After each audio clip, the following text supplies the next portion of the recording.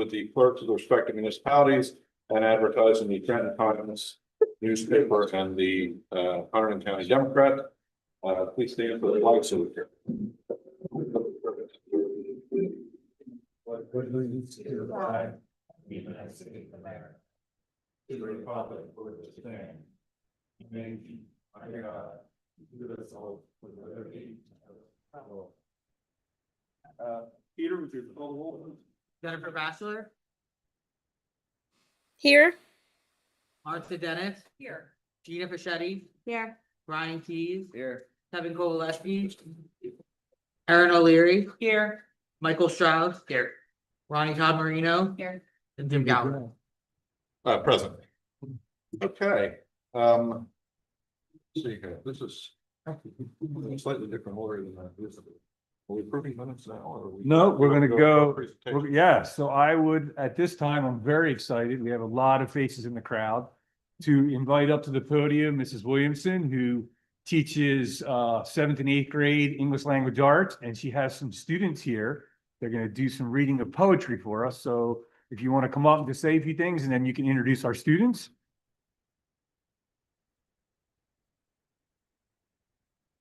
Good evening. Okay. Like Mr. Souza said, my name is Kelly Williamson. I teach seventh and eighth grade ELA at the middle school. And tonight I have some of my eighth grade students here with me that are going to share poems that they wrote as a culminating project for our unit called The Power and Poetics of Storytelling. The students each wrote a series of poems about a time in their lives that was important to them. I think first up is Brayden.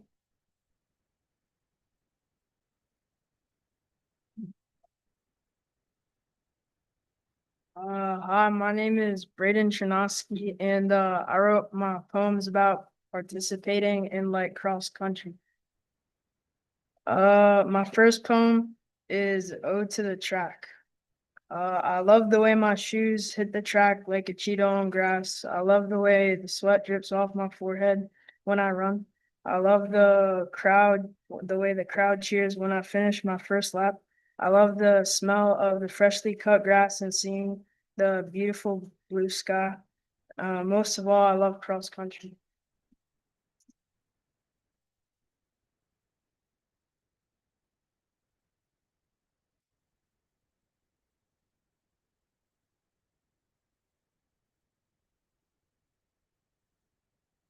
Hi, my name is Lila Dorman. I wrote my poems about being a type 1 diabetic and how it affects my life. This is a free verse poem and it's called Diabetes. I'm a definition. A chronic condition that affects how the body uses glucose for energy.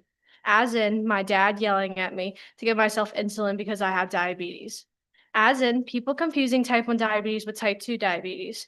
As in having blurry vision, never-ending headaches and heartburns and feeling nauseous because I have diabetes. My second poem is called My Body, Not My Illness. Illnesses come with cons. Can't blame God how I ended up like this. This is my life, different from the others, the odd one out of the group. The color black in a world full of rainbows. But sometimes you can shift your way out of the storm. There's so many ways and so much more. The crowd is screaming, you are the greatest, you are the champ, and you can make it. Life is not about fear, but more than facing the fear. You are not a victim of your body, but its loyal defender. My last poem is called The Girl with the Blood Drop Heart. Sometimes I feel broken, like my body forgets the rules. Needles and numbers fill my days, and I wish for a cure more than anything. But then I wonder if my blood didn't whisper warnings, if my heart didn't beat in drops of red, would I still be me? I am the girl with the blood drop heart, strong, scared, and still hoping.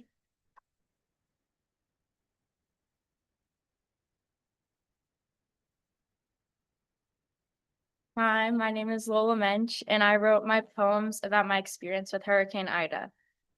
September 1st, 2021, 3 p.m. The bell rings. I fly out the doors with my backpack bouncing on my back. It seems I've had the best day. 8:30 p.m. Water's rising. We need to evacuate, but where is there to go? As we trudge through the sea of tragedy, my mind's racing. My thoughts are filled with things like, are we going to make it, and what's going on? 5 p.m. Rain's pouring, winds blowing, I think nothing. 5:30 p.m.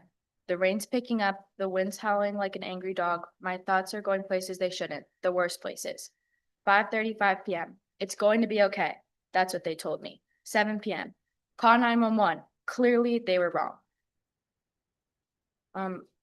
Hurricane, a noun, a storm with violent winds, as in Hurricane Ida destroyed my town, as in my house is still under construction from Hurricane Ida, as in I still have some trauma when it rains, even the slightest from Hurricane Ida, as in I still get flashbacks from that day almost every month from Hurricane Ida. Rebuilding. It takes a village, so they say, but if there's nothing left, what is there to pay? As I walk down my street, I notice when people are hurt, they come together. It's like a wake-up call, a shock of lightning. I'm still dreaming, but the world's still spinning. Days pass by, but they all feel the same. Seasons change into a new year. People make resolutions. I guess I'll tell you mine. Please, oh please, make this nightmare stop. And even though some part of me will always be dreaming, I now know that storms come and go. Mine just took a little longer to pass.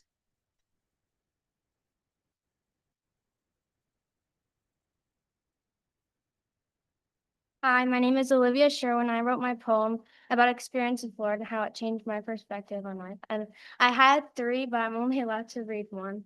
So my poem is called What Doesn't Kill You Makes You Stronger, and it's an ode. I felt the cool breeze against me once again. I saw the pine trees and my old Lambertville friends.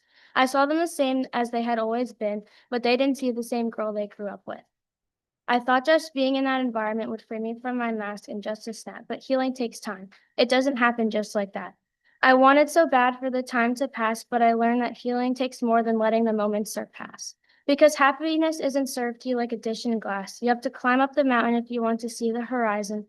Feel your feet ache and shake as your legs buckle and break. Don't stop. Keep going, they'll say. I promise when you reach the top, the pain will go away. Not forever, at least, until there's a new mountain to climb. But it's fine. You get stronger every time. So always embrace yourself for the always brace yourself for the pain, because that's just life's way of game. I've learned there's a lot of climbing and pain in life, and that's why whenever you reach the top of a mountain, you should always look over the horizon line. To see healing isn't in reaching the end, but learning to love the climb. Florida, I had been suffocated in your ocean and trampled by your waves, but if I had to do it all over again, I would do it any day. For if you hadn't drowned me first, who knows if I'd ever learn to breathe this way.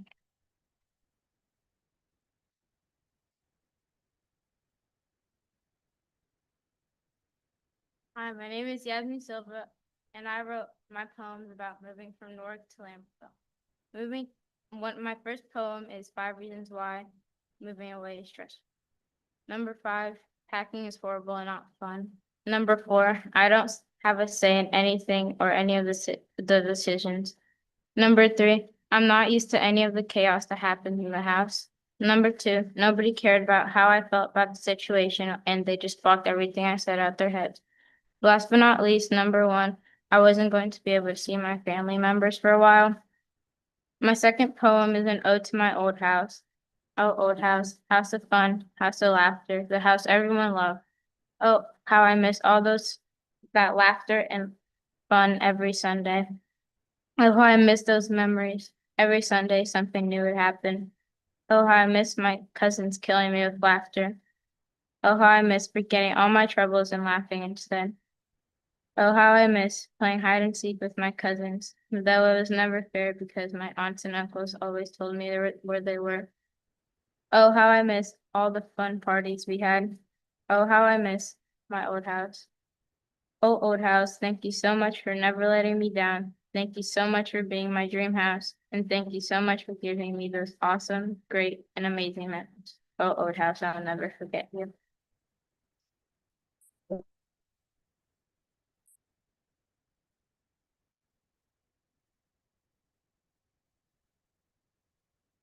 We have one more. Yes, we have one more student who could not be here tonight. We did a video for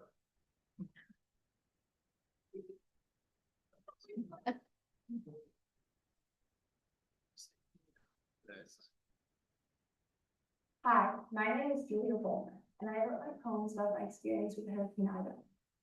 The whole part of the poem is called A Natural Disaster, and the first one I wrote is called The Third Day. 8:00 a.m. I leave the house. Mom's taking pictures, rain's pouring. 8:25 a.m. I walk into school, meet the teacher. They had a fight. The car, soaking wet, rain is pouring. 3:15 p.m. I'm finally home. Rain's pouring. 5:30 p.m. My mom leaves. Babysitter comes. Rain's pouring. 6 p.m. We order pizza. Water's rising. 6:30 p.m. The pizza comes. TV's on. Water's rising. 6:45 p.m. Water reaches. Evacuate, evacuate, evacuate. 6:50 p.m. Get in babysitter's car. Try to drive. Car gets stuck. Panicking. Can't breathe. 7 p.m. I stumble out of the car. Walk through water waist high. Where's mom? 7:20 p.m. I finally get at high ground. I collapse. I black out. 7:45 p.m. I'm safe in my friend's house, freezing cold, millions of thoughts running through my head. The second poem I wrote is called 5 Reasons I Can't Go to Sleep.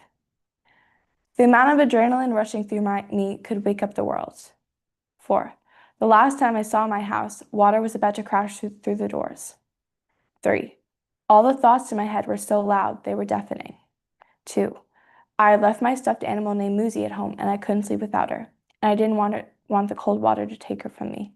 But most of all, I hadn't seen my mom since 5:30, which felt like years ago, and all I wanted was to know she was okay, for her to tell me it was going to be okay, and for her to hug me and never let go.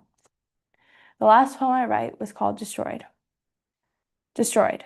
Put an end to existence of something by damaging or attacking it. As in, a tree fell on my mom's car, destroying it. As in, if my mom's car hadn't been there, my house would have been destroyed. As in, if the tree had hit my house, my life would have been destroyed. Thank you.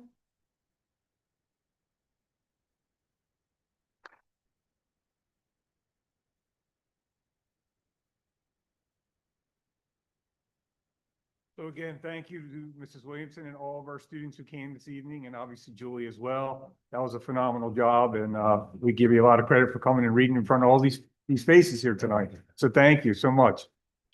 You're welcome to stick around, but you're more than welcome to go as well. Evening.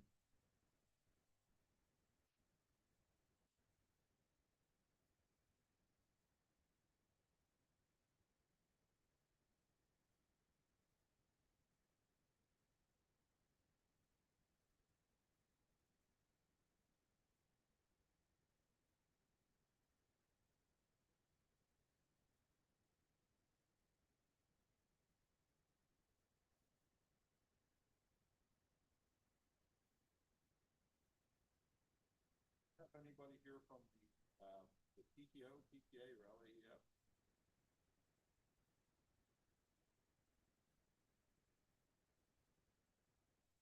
Everyone, I'm Lauren Romberger and I'm part of the LAEF board. For December, we're doing our fundraising where we're doing a letter writing campaign. So the letters will be going out in December. And Mr. Suzo, if you're so nice enough to post it as well. We look forward to everything since we do get a lot of inquiries for, different school events. That's it. Thank you. Thank you. Hello. Jessica Hardigan, PTO. I hope you're all doing well. We're happy to share that our 4th grade cheesecake fundraiser was a great success. All funds raised will be added to the 4th grade account to help support their end of the year promotion activities. If any 3rd or 4th grade parents here tonight or listening from home would like to assist with future fundraising efforts, please email the PTO. We are actively looking for additional ideas and volunteers. The same also applies to 8th grade families. They have some stuff planned at the end, and we've decided to have dedicated accounts to those events so we can allocate money towards them. So if anyone wants to help out, please feel free to reach out. We're always looking for new faces. A quick reminder, cheesecake pickup is tomorrow directly after school in the elementary school courtyard. An email went home to all those who purchased. So if you were unable to pick it up at that time, you make arrangements ahead of time with Corey. We're still seeking volunteers to help run our clothing drive and Christmas tree fundraisers. They're relatively easy things to run. So if anyone would be interested in that, please email the PTO. And we're hoping to use those funds and put them directly into the 4th and 8th grade accounts. So Our November Kids Night Out was a huge success. We hosted 46 students, and the majority of them were pre-K and kindergarten students. So it's a wild hour and a half. We had 7 parent volunteers and Miss Ryan help us out. Our next event is Kids Day Out, and it will be held on Saturday, December 6th from 10 to 1. And our hope in doing it during the day is that families can do last minute holiday stuff, wrap gifts, while their kids are having fun somewhere else. The South Elementary Holiday Shop is coming up from December 8th through 12th. Envelopes went home and they should be returned to school ASAP. The shop will be open on Monday evening, December 8th, from 5 to 7, and that's exclusively for pre-K families. They're invited to come and shop, make holiday cards, and enjoy refreshments. We're also beginning to plan for spring enrichment clubs. If you have a club idea or if anyone's interested in being a club teacher, help spread the word. Most of our clubs are taught by South Elementary staff, which is really wonderful and nice. And the PTO has been working closely with the middle school to support upcoming events. We're partnering with Miss S on the 7th and 8th grade winter formal. It's currently scheduled for Friday, February 6th. Which is also going to be the same day as the Valentine's Day dance at the elementary school. And the PTO will be providing refreshments and decorations for the 7th and 8th grade, and then we'll be doing the whole shebang for the one at South Elementary. And then finally, last week or 2 weeks ago, Jen Bolvanovsky organized providing lunch and dinner for all of the custodians in the entire district, to thank them for their hard work and putting up with us and having to deal with 50 kids on a Friday night. But that's all I have. Thank you, guys. Thanks, Jack. Okay. Say we do our minutes approval before we get into our reports. Oh, yeah. So I'm looking for a motion to approve the minutes of our October 27th meeting. And so that would be for both the regular and executive minutes. So motion by Ronnie, can I have a second, please? Second by Martha. Any discussion on this? There is no discussion. Let's vote. All in favor? Aye. Anyone opposed? Okay. So now we have several reports, which let Mr. Suzo take us through. Yeah, so we have 2 reports that we do annually at this time. The first one is our HIB, harassment, intimidation, and bullying self-assessment that we're required to do each and every year. Both reports that you'll see tonight are for the 2024-25 school year, so last school year. So just a little bit about the HIB self-assessment. So each of our buildings have what's called a school safety and climate team that meet throughout the year. Those individuals also look at any HIB reports that will come up throughout the year. And then they have to do a self-assessment just about HIB protocols, which you'll see that I'll get into. You'll see towards the bottom of this slide that our overall district score, the average of our 3 buildings, was a 71, and a score of 50 indicates that the school meets all state requirements. And this is something that's been going on for several years. There's different categories. The scoring for each means that if you look at it, a 0 does not meet the requirements, all the way up to a 3, which exceeds all requirements. So the first core element is the HIB programs, approaches, and other initiatives. So just programming and annual documents related to HIB, assessment related to HIB programs, and you can see how each building scored themselves in the self-assessment, and then what the total score was on the bottom of each core element. Core element 2 is just training. So folks that are working in our buildings, and the fact that it's discussed with, those individuals as far as what our processes are, where are the forms, what does that look like? This could be volunteers or anyone else that's working within our buildings. So you can see where we landed there. For core element 3, this is really different things that we have to train our staff on: suicide prevention, instruction on the HIB law, in-service training, things along those lines. We also have an anti-bullying specialist, sometimes 2. The high school actually has 2, and then we have 1 for the middle school and 1 for the elementary.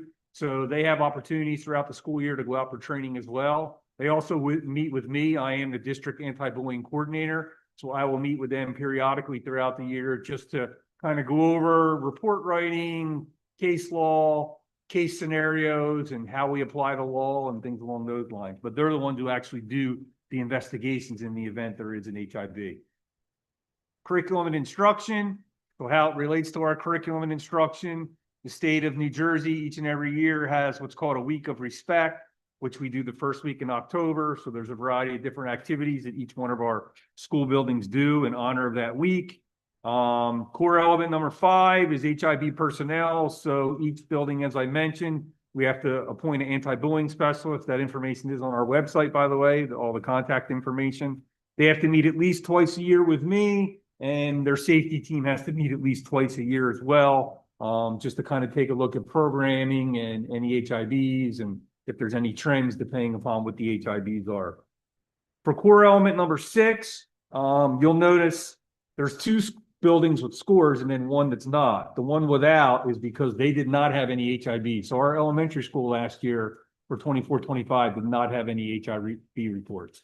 So based on that, they answer the questions a little bit differently. You can see option A says minimum of 1 HIB case. So make sure that we implemented the district procedures. There's basically a 10-day timeline that we need to follow in the course of our investigations, and that all the reporting procedures were followed and all that information was documented in a report. Then you'll see for core element 6, option B, no HIBs. You'll see NAs for the middle school, high school, and then the 5-6 school, and then the elementary school scored because they didn't have any HIBs. And this is just more about not that the processes were put in place because there was none to put in place because there was no HIB, but that we have these processes in the event that there are. Core element number 7 is the actual investigation. So again, option A, minimum of 1 HIB. So you'll see for the elementary, it's NA, but for the others, as I just mentioned, making sure that we're following that 10-day turnaround. The written report comes to me within 2 days of the completion of the investigation. And then the Board of Education does review these in executive session. We have some on our agenda this evening where we take a look at, and then they will vote the following meeting. So the ones that we look at in executive session tonight will be voted upon by the board at our December meeting to affirm the decision of our anti-bullying specialist. And then for core element 7, option B, again, no HIBs. So for the elementary school, again, just about that all these processes are in place and these things are there. Core element 8, just reporting. So making sure that we have a procedure and staff members understand, how do they fill out a report? What does that look like? Who does it go to? And then these grades for this self-assessment will eventually be posted on our website. So if you go on our website now, you'll see probably the last 7 or 8 years that are listed and what those look like.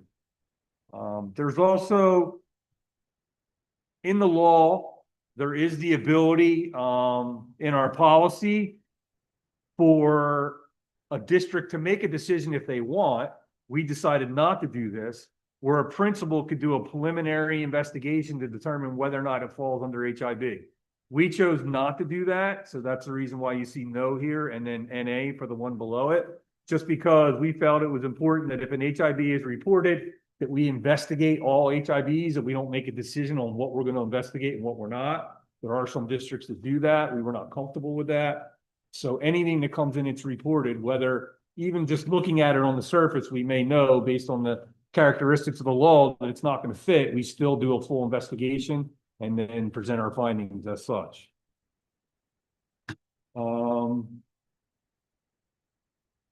And then just a reminder just about some resources. So a couple of years ago, we created this document, which I think is a really important document, the one with the blue on it. A lot of times, obviously, when there is an HIB, parents have a lot of questions. This document is really a Q&A that's on our website that walks them through all the questions they have. In other words, for example, how many days is the investigation? How am I going to find out the finding? What if I want a copy of the report? What are the possible consequences? What's the law actually say that they need to follow in order to determine whether or not it is an HIB? That is all spelled out in this FAQ. Who are the anti-bullying specialists? you know, those different things. So this is something whenever we do have an HIB that we do share with parents to say, you're probably gonna have a lot of things going through your mind about this process. Take a look at this first. And then obviously, if you have follow-up questions, feel free to reach out. And then each summer, we always do an analysis with our district administrative team where I break down each one of the HIBs and we take a look at to see what are some trends depending upon the building. From a programming side of things, do we need to develop different programs because we're seeing different trends depending upon where they are. You'll see when I get into my next report, I'm going to get into a little bit more detail about how many HIBs that we had last year, and there is definitely some positive information there. So that is the HIB report. Now we'll get into what's called the Student Safety Data System Report. So last year I presented, I think it was in February, the mid-year report. So everything up to that point. Now I'm presenting the full year report for last year. So anytime we have an issue in any of our buildings with, let's say, and I'll just start running through some of the different categories. Like, first of all, if it's an HIB, alleged or confirmed. So if it's a report, we find out it does meet the law, that would be confirmed. If we had issues with anything where there was a threat, substance abuse, substance possession, if there was a weapon, if there was a fight, if there was vandalism, these are all things that we have to report out to the Department of Education. So this is the form that we use, which, you know, I know it's tough to see, but we'll send this out tomorrow. And it has a variety of different things about information related to any incidents. And then for the HIB specifically, this is geared toward that. So this part of the form is if there's an HIB, we have to provide all of this information to the Department of Education. So the good news is from last year, when we look at all these different categories, we had 2 substance abuse violations at the high school, and last year it was 712 building. We didn't have any vandalism. We had 1 violence, which is typically some type of altercation. We didn't have any weapons, so it's always great to see zeros in that column. We had a total of 7 HIBs that were reported, and you can see the locations where they were. I had mentioned before, obviously the elementary school didn't have any, and we only had 1 that was confirmed. So we had 7 total that were reported, and 1 based on the law was determined to be an HIB. If we look at some trends, you will notice a pretty significant decline. So this just goes through over the last 4 years, what our numbers were in each category. And obviously last year we had 19 HIBs that were reported and 5 that were confirmed. And we went down to 7 that were reported and 1 that was confirmed. And I think a lot of that, quite honestly, is credited to a lot of the different resources that we have in place. So we have people and we have programs. So people, you know, our counselors, a couple of years ago, the board invested in hiring a mental health clinician just to do mental health counseling. We have a student assistance counselor, obviously our anti-bullying specialists, threat assessment teams, our school climate teams, and our SEL, social emotional learning committee. And then we did do a lot of programming last year. And this is just a list of different assembly programs. You know, Red Ribbon Week is a week that we do in October. A lot of different things that we did throughout the year to hopefully continue to kind of drill home that message to our students about the type of behavior that we're hoping to see each and every day. So this is a credit to our staff and specifically our counseling staff because they're behind a lot of this. I will say there are a lot of programs on that side that were funded by the LAF, right? So typically there's a lot of grants that go to our LAF, and some of these different assembly programs are funded by the LAF. Without that, we would not be able to do them. So the good news is we are reaping some of those benefits. We always continue to take a look at this as far as our programming goes, and as far as our programming now for this year as well with different things that we have planned.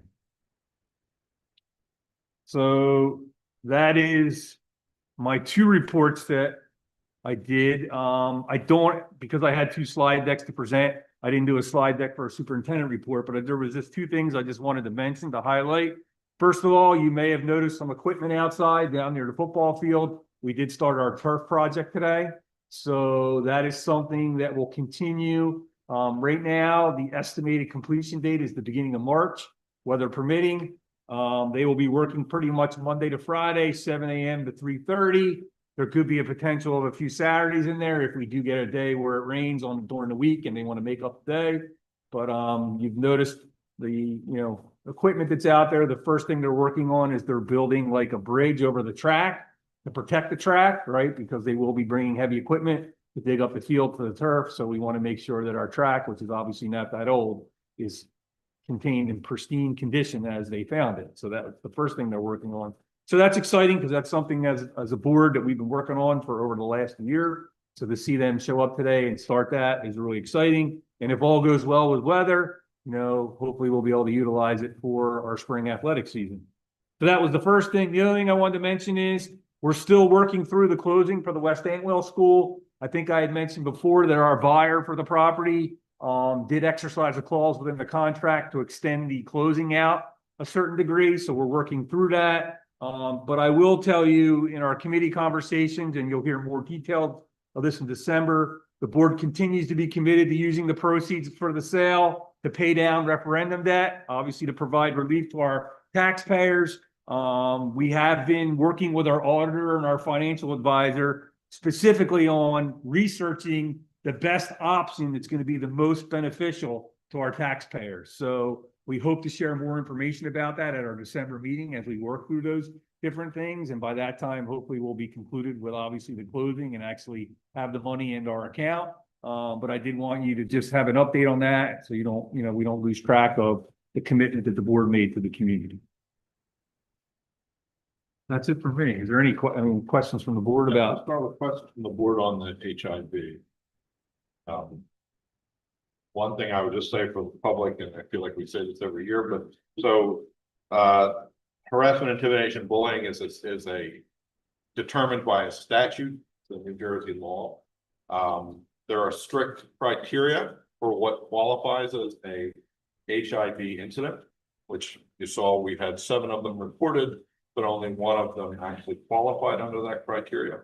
So that said, just because there's an incident that is not deemed to be HIV, that does not mean that if there was breaking of rules in school or whatever, that there was not some form of discipline or punishment or what's the consequence? Discipline appropriate to the interaction. So, just want to make sure that that doesn't mean that we've let 6 people off scot-free. It just means that they didn't meet the state criteria, which is very narrow. And I just posted it up there. You can see, as Jim mentioned, this is from that document I mentioned. There's very specific criteria that we need to follow that determines whether or not it falls into HIV. But again, that was part of the reason the board decided a few years ago when we were sort of creating policy around this, that we would have everything investigated rather than having one point person who might make it, decisions on what we see and what we don't. Any questions from the board on the HIV data or the report or going forward? If there are no questions, we do open this for public comment. Yes, we actually have to have 3 public comments tonight. So the first public comment is, and Jim will read through in a second, but it's specifically just on the HIV and the SSDS reports that I just did. So yes, I don't even have to say anything. I think Tony's already said, right now we're going to open a period of public comment.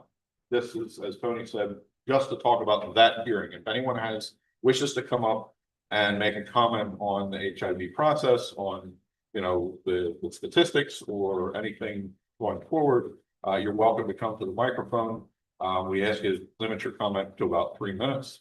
And with that, there will be, following this, we will close that comment period. And then we will have our normal public comment period, in which you may make comments about anything on the agenda or off that's related to board. So this comment period is only for the HIV program. So with that said, I'll say this comment period is open. And does anyone have something they'd like to bring before the board? If you do, we just ask to come up to the podium, let us know your name and the community you're from. And but it does not seem that we have a lot of comments from the audience. None online. And we have no comments online.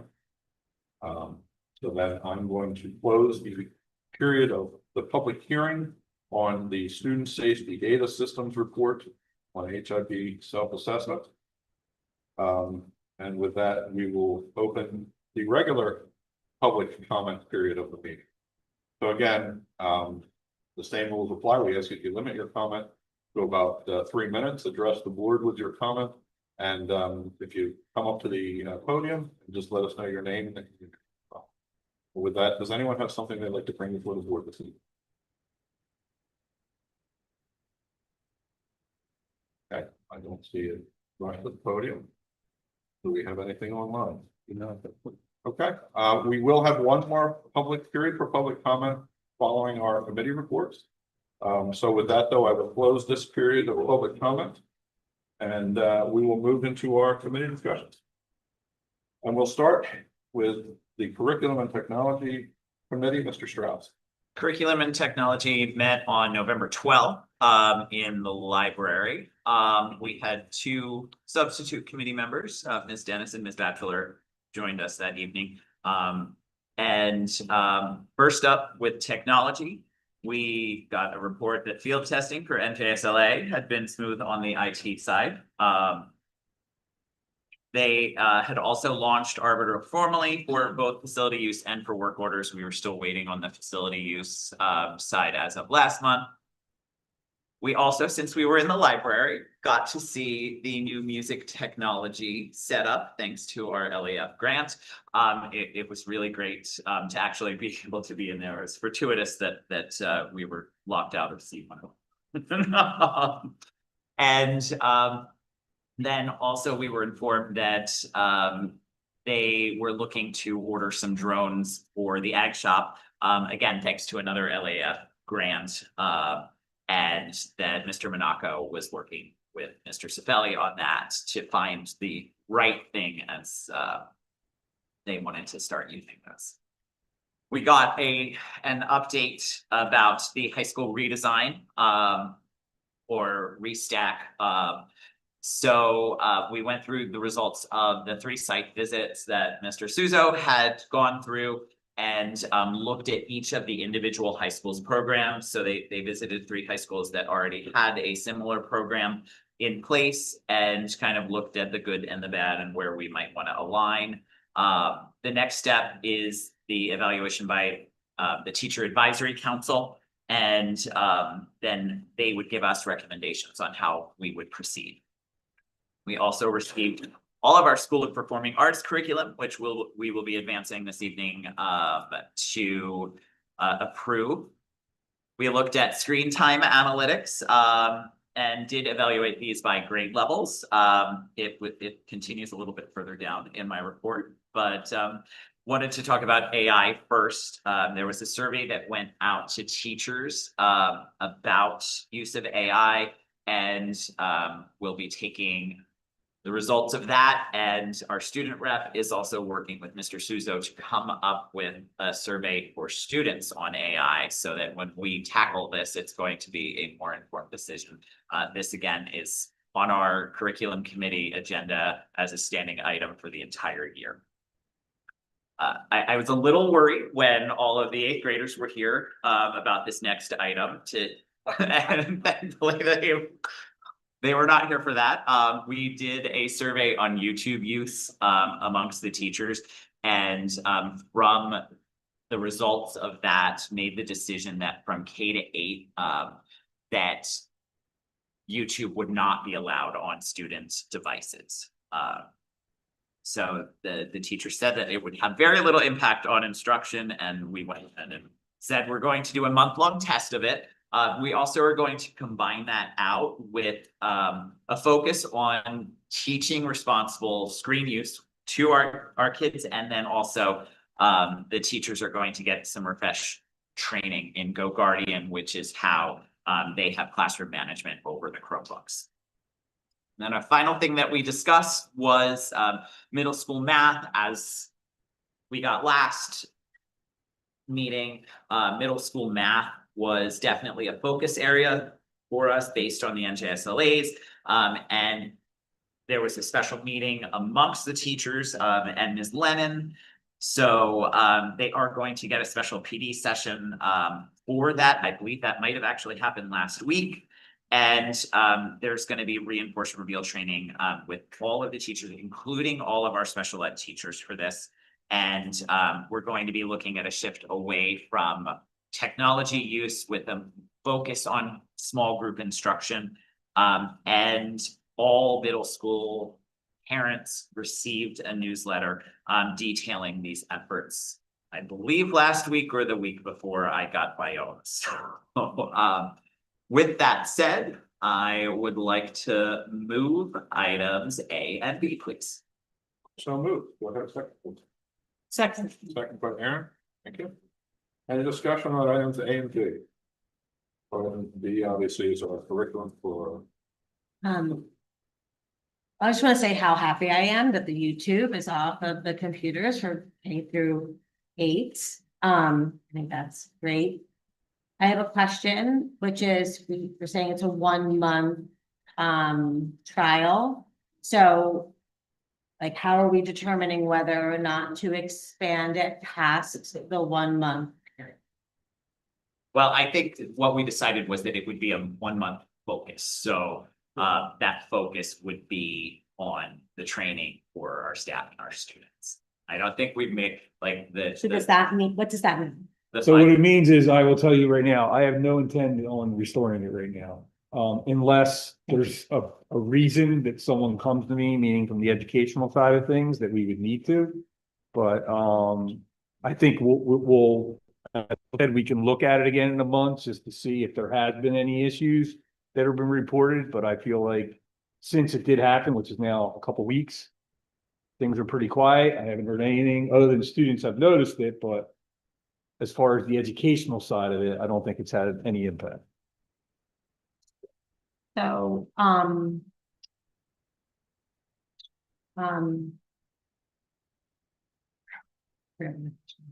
sorry, if it comes back to me, I'll. Sure. Raise my hand. Any other discussion on item, our curriculum to be approved? If there are no other comments or discussion, let's vote. Jennifer Batchelor. Yes. Looks like it was. She's on, she's just on. Yes. Oh, sorry. Never mind. Did speaker, I think something showed that the speaker wasn't. Oh, am I on now? He's good. That's fine. Yep. She was unmuted. Yes. Martha Dennis, Yes. Tina Bichetti, Yes. Brian Keys, Yes. Kevin Kowalski, Erin O'Leary, Yes. Michael Shaw, Yes. Ronnie Todd Marino. Yeah. Jim Gallagher. Yes. Gina, you had something else you wanted to add? Yeah, just, so with the screen time analytics. If there was one done prior to YouTube being taken off, I would think it'd be interesting to see what it is now. Wait.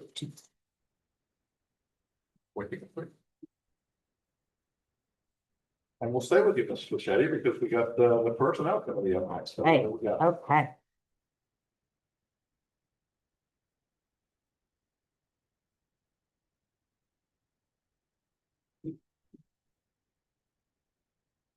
Okay, so Personnel Committee met on November 19th at 7:30 PM. It was a virtual meeting. At that meeting, we discussed the personnel appointments, resignation, leaves of absences, and other actions that are on the agenda this evening. Additionally, Tony advised the committee of the extracurricular and stipend appointments for the 25-26 school year that are on the agenda.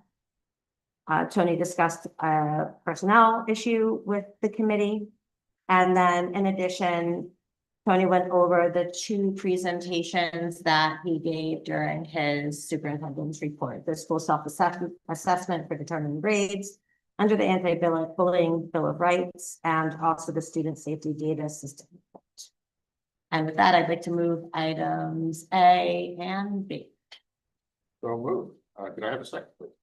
Second. Second by Mr. Strauss. Any discussion on items A and B?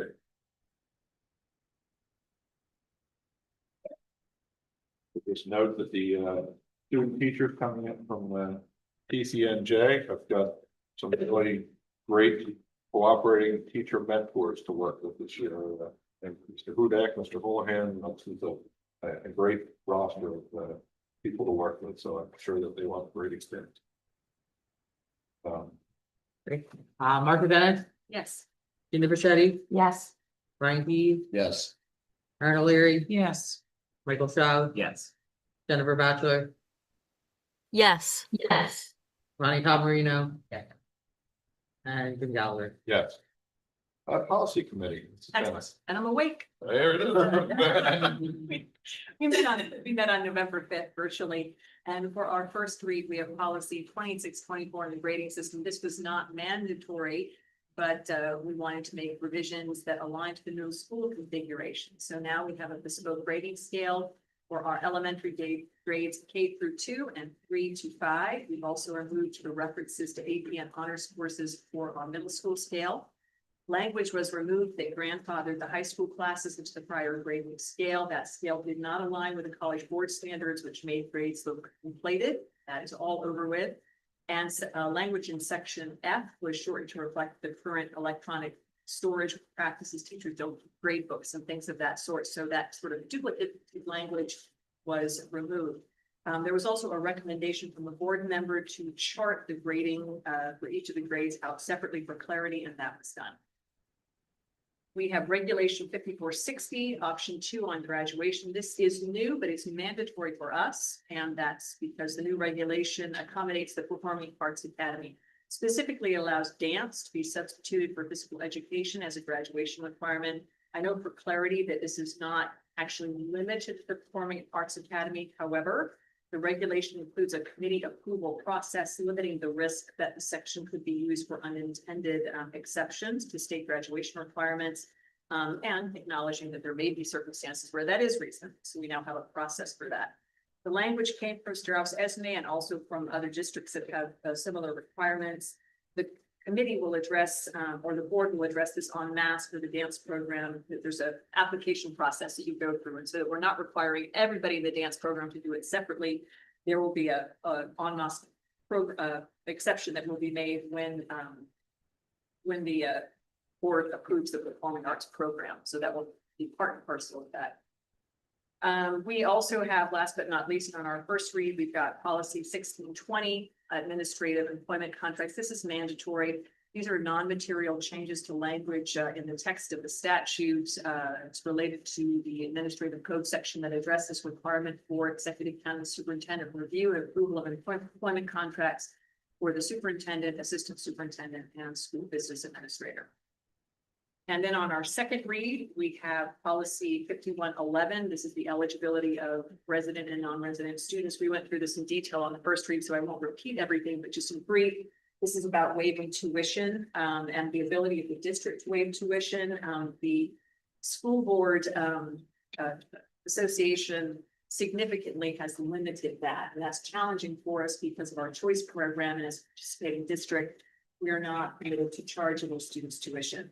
We had a little bit of a flexibility when it came to certificated teaching staff, and we're taking advantage of that. So staff members that do reside outside of the district but have students will not be charged tuition, but we are not able to extend that to non-certificated staff members. We don't have anybody that falls into the bucket at the moment. For students who are moving in and out of the district during the year, again, we're pretty hamstrung on that, but we are going to treat them as non-tuition Unfunded choice. unfunded choice. There you go. Unfunded choice students. We're also going to extend unfunded choice student status to our students that are here on a visa, the exchange students under the J1 visa program. They're not going to extend that to F1 visa holders, but that is our current policy. So that's not a change. We have policy 5516, which is the use of electronic communication devices. This is not mandatory, but we wanted to revise and extend the types of devices that are included under that policy. We did make some minor reformatting changes, and we also added, at the recommendation of the board member, smartwatches to the list of covered devices. And lastly, we have the corresponding regulation. This is new. Again, we talked about it in a fair amount of detail last month. This has to do with device use and discipline. As a reminder, we're going to prohibit use for elementary and middle school students. We have the flexibility to allow use for high school students in between classes on the bus and at other free times. And we took that. We did have some good discussion about this among the board members. And I want to note that that is not intended as an encouragement for students to be using their devices during those times. And we are working on approaches to positively, hopefully enforce the desire of students to engage during these time periods. But we had some concern if we were to prohibit that, we would have a significant amount of effort that had to go into the discipline associated with it. So trying to balance those needs, but always with a focus of absolutely trying to keep them off their devices. We are continuing with the process we have right now where students are not allowed to use devices while they're in class. You've seen the little pocket bags. It's behind you. There you go, an example. And the feedback at the moment is that it's effective and that's working, and so that's included in the regulation as well. With that, I'd like to move A and B forward. Outstanding report. Thank you. I'll accept that motion and I need a second. Second. A second by Ms. O'Leary. Any discussion on the policy? I would just say that. I was, you know. I think that the use of cell phones by students at the high school in between classes and at lunch is something that the board should continue to look at and think about. Just because of all of the information and data that's coming out about what the use or the possibility of being able to use a phone, you know, after class when they get into the hall. I think it's something that we should continue to be looking at. I agree with you there. I think one of the things that I really like hearing is that Mr. Suzo is working with our student representative on ways for that to come from our student body. I really think that that's a wonderful way for us to positively affect them and teach them exactly what you are saying. Any other comments on policies? For discussion? None? Gina Bichetti, Yes. Brian Keane, Yes. Aaron O'Leary, Yes. Michael Strauss, Yes. Jennifer Batchelor, Yes. Martha Dennett, Yes. Ronnie Tom Marino. Yeah. And Jim Bath. Yes. Buildings and grounds, transportation, finance and safety, Mr. Keys, you'll. I can do it. You aren't, but you're always there. It's great. Just a few things I'll highlight, from the agenda under contracts. Just a few things that are on the agenda for approval. Obviously Camp Fairview for next year, so we will continue that tradition in the fall. Matrix Engineering is for the oversight of our turf field installation. 13, the music rights is for our middle school musical, which I'm excited about because it'll be the first year where we have a high school and a middle school musical. Magnolia Consulting, as Michael had alluded to earlier, is for some professional development in our math, specifically for the middle school. Then we had approval of a contract for our accompanist for our middle school and high school performances, which will be coming up in the next couple of weeks. County of Hunterdon, so this is just we do an annual contract with Hunterdon County in the event that there was an emergency and we had to relocate students off-site. Hunterdon County Fairgrounds is our reunification site where we would reunify with parents. So we have a annual contract that we do so we could utilize that facility. And then just a contract in the event that we do need a substitute athletic trainer, since we only have one, for us to have the ability to do that. Just a few other things I'll touch on. We've been doing some work as far as our preschool program, and there's different reports that we're required at this point in the year with Department of Ed as far as what we're projecting our enrollment, things along those lines. We do expect our enrollment to be maintained of what it is now. We'll run 5 sections of preschool just like we are right now. We don't see any need at this particular point to add a 6th section based on enrollment. Very importantly, all of our meeting dates are being approved. Obviously right now on the calendar for the board, we have a reorg that's been approved as part of last year's meeting dates, but then all of our other meeting dates for the remainder of the year. I will point out that I did put on here Monday, March 2nd, budget work session as we work on the budget. We may need to do a tentative meeting on Wednesday, March 11th, just because we have to submit a tentative budget to the county superintendent. probably right around the 16th or 17th. Know that because we have a new governor, typically when that happens in the first year, we may not necessarily get state aid numbers at the same time that we normally would. Anytime a new governor goes into place, they are afforded the opportunity to take a few more extra weeks to kind of assess things. Where typically we would get our state aid by the end of February. I'm anticipating it will be probably sometime towards the middle of March. So we'll see kind of how all these dates play out and whether or not we have to tweak them.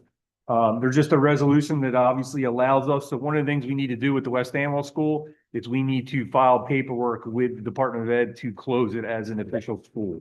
So that is one of the things on here that you'll just see that's resolved. We're making our last payment to Bach, who was our contractor for the middle school project. So we were able to get all of our closeout documents, all of our warranties, all of our extra supplies. So you'll see on here that this is the last payment. So that's kind of exciting to finish that out. Preschool operation plan. I already talked a little bit about that, just paperwork that we have to file. And then I will say again, just to acknowledge LAF, just a couple weeks ago, we had several of our staff members who put in grants and were awarded money, which I'm really excited about. And on top of that, I'll just mention that we started our greenhouse reconditioning today. So you may have noticed outside that all of the old skin of the greenhouse is off. And full credit, I got to give credit to our maintenance staff. Unfortunately, I feel bad to a certain extent because it's just one project after another, right? They just finished up basically doing some stuff to prepare for our dugouts for our new softball field.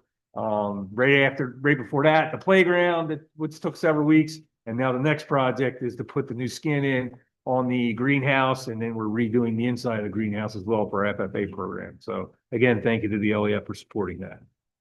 And then with that, I don't think I can. So we'll need a motion to approve item A through O on the ground.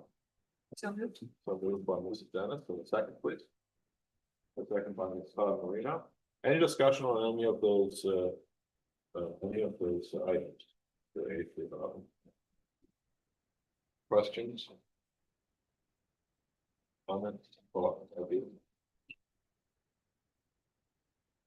Just say, as I always do, for anybody who's been through camp peer review experience, it is one of the best things we do here as a district. So I love that we're continuing to do it. There are no questions. Brian Keys, Yes. Erin O'Leary, Yes. Michael Shaw, Yes. Jennifer Batchelor, Yes. Martha Bennett, Yes. Gina Fischetti, Yes. Ronnie Todd Marino, Yes. and Jim Gallagher. Yes. School and community. Okay, so school and community, first thing we discussed were parent resources and student and parent programming. As we were talking about the screen time and the responsible screen use. We noted that our new contract with Hunterdon Behavioral Health, they are able to do programming at the middle school and the high school. So we were going to discuss with them that topic as well as some other topics, and then Tony will follow up with them to find out what they've facilitated in the past, so that we can then look at that and basically build out a calendar of programming for the middle school and the high school and parent education classes regarding topics like the responsible screen use, but also mental health and emotional and physical well-being and how those are connected. We talked about the West Amwell School sale and the letter that we want to make sure that we're putting information out to the community to help everyone understand what our options were and what we decided and what the rationale was behind that decision.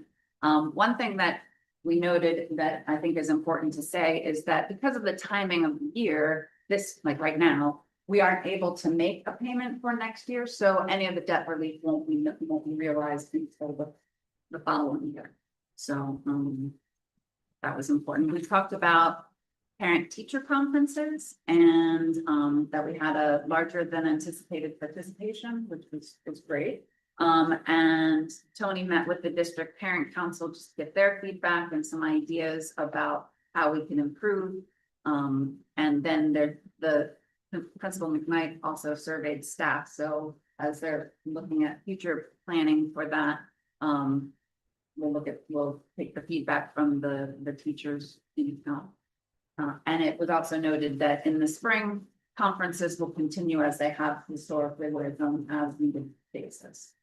But of course, parents are always welcome to reach out to teachers at any time. They don't have to wait for conferences, and springtime, even if anybody can reach out to the teacher to schedule. We talked about the community classroom. Right now we have 24 volunteers signed up, and teachers have started bringing in volunteers to the classroom. We saw some great pictures from the 4th grade class having some publishers in, and then there were some programs scheduled for the middle school and high school math classes. And I know that Tony posted some pictures on social media regarding those classes. So it's really about bringing volunteers who have experience in or have careers that are connected to something within the curriculum. So those math instructors were bringing in folks who had used math in their careers in science and in business.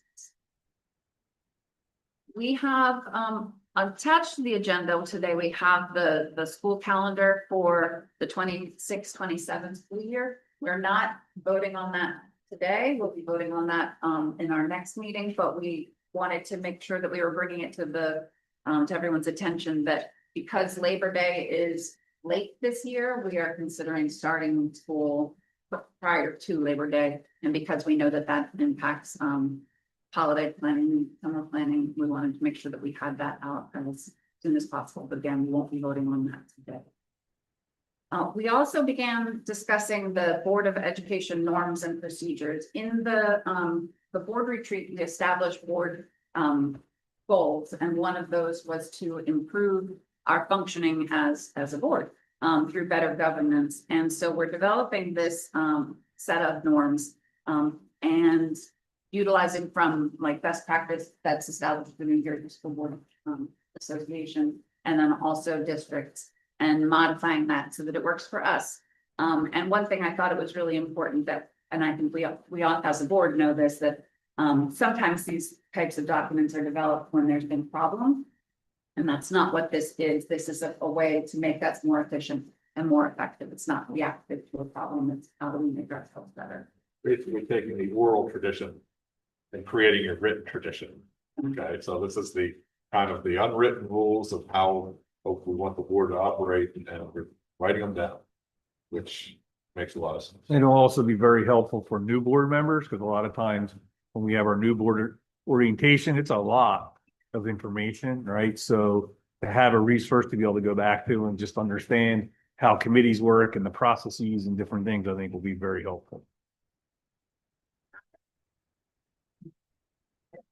Report. So let's see. So next up, we do have a few routine information items. Next is our, again, as discussed earlier in the HIV safety data session, we do each meeting have a period where we consider, where we vote on to affirm the decisions made, whether something is a harassment, intimidation, and bullying or not. We have two of them that we will were reported in September and discussed in October, or reported in October and discussed at the end of the October meeting. And so this evening we'll be voting. One of those, as it turns out, was determined to meet the HIV criteria. The other one did not. So with that, I do need a motion to accept the HIV report for the month of November. And one moved by Ronnie in the second, please. Second by Brian. Thank you. And I believe we can do a voice vote for this. So all in favor? Aye. Anyone opposed? Okay, that motion carries. In the agenda, it does note that we do have, we did have fire drills and safety drills at the various schools on the dates listed. And our enrollment report is attached with the agenda and can be found online. With that, we come to the second period of public comment this evening. Same rules as the first. You are welcome to come up and address the board on anything that you've heard tonight, on any other matter that is of concern to you that's related to the schools. We just ask that you limit your comment to about 3 minutes. And with that, that period of public comment is open. If anyone would like to come up to the podium.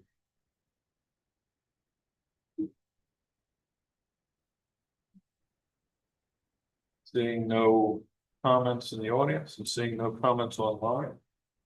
So I will close the period of public comment. Before we will be going into an executive session for a few moments. We do not anticipate taking action after that executive session, and that executive session may take 25 or 30 minutes. However, before we do that, I do want to acknowledge, earlier this month, there was an election in school, a school election. And we do have we will be having in January, 2 new board members joining us. One of them is John Benani, and he is in the back row. And he will be representing Stockton, and as I've said to many of you before, he will represent an upgrade in the Stockton board member position. The other is a gentleman from West Amwell. His name is Paul Faltino. Paul Faltino. And so he will be replacing Mr. Kovalevsky, who served with distinction on this board for at least 6 years, a number of years. So we appreciate you. 9 years. So yes, so we're grateful for Kevin's long service and looking forward to seeing Paul here. So I did want to acknowledge that, the results of the election. Also, congratulations to the new West Amwell Township representatives and to all those who were elected in Lambertville and Stock. And Gina and Aaron as well. And Gina and Aaron who were reelected, and we're excited, very excited to have the 2 of you back on the board. So with that, I will need a motion to go into executive session at 8:06 p.m. Moved by Michael, and a second, please. Second. And a second by Brian, all in favor? Aye. Aye. Anyone opposed? Okay, so we will meet in our usual spot, but we'll have a 5-minute recess.